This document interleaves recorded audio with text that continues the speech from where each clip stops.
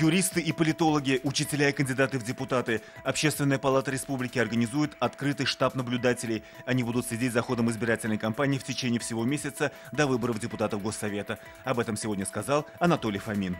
Как проходит основной маршрут? Каковы пути объезда? Что делать в случае поломки? Даже как найти общий язык с иностранцами? В Казани сегодня началось обучение водителей предстоящего чемпионата профмастерства. Занятия на площадке дирекции WorldSkills. 366 современных квартир и умные дома по принципу «заезжай и живи». Сегодня в Иннополисе Госжилфонд открыл 6-й микрорайон. Это больше 17 тысяч квадратных метров арендного жилья.